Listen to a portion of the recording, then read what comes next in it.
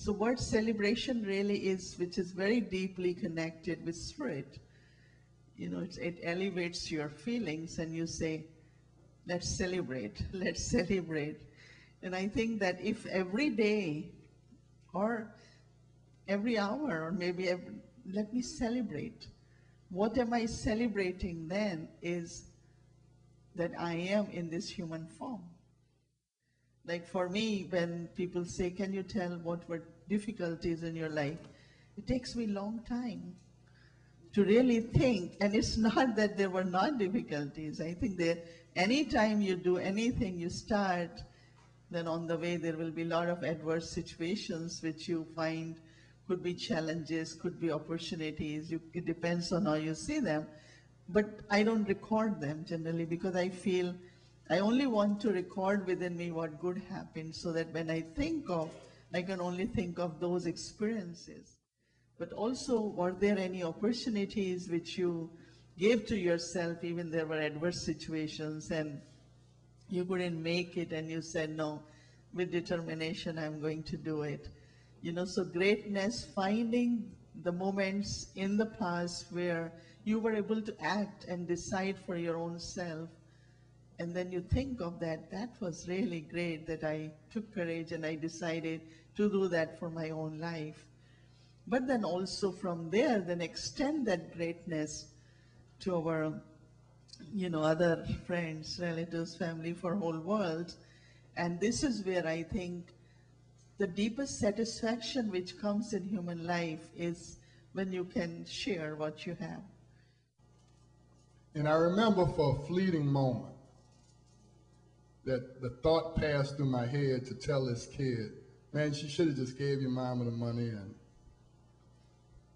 And I'm glad it was a fleeting moment because at that point, I realized that we had 2 empty bedrooms.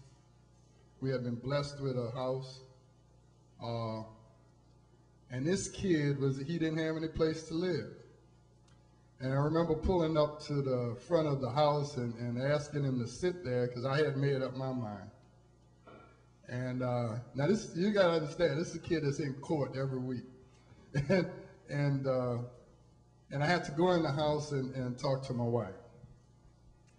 And it was a very proud moment for me, for myself, and for my wife, because both of us, without hesitation, had basically decided that we were going to have this young man come live with us. And what happened because of that, and I believe this, no one will ever be able to convince me otherwise, is that in that community, it's like from that time on, in that community, my wife and I received such respect. So there are 2 things that I learned immediately: that breaking the law doesn't make you a criminal, and second, that achievement has nothing to do with a job title.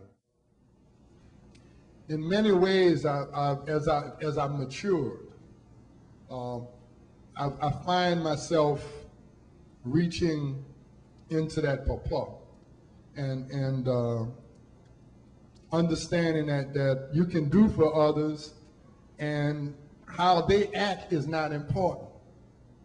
Because I remember Papa came home, he cried a couple of times. My mother told me my grandfather cried because he worked under the realm of Jim Crow. And my mother said that sometimes he was so mistreated that at the end of the day, he would come home and just cry.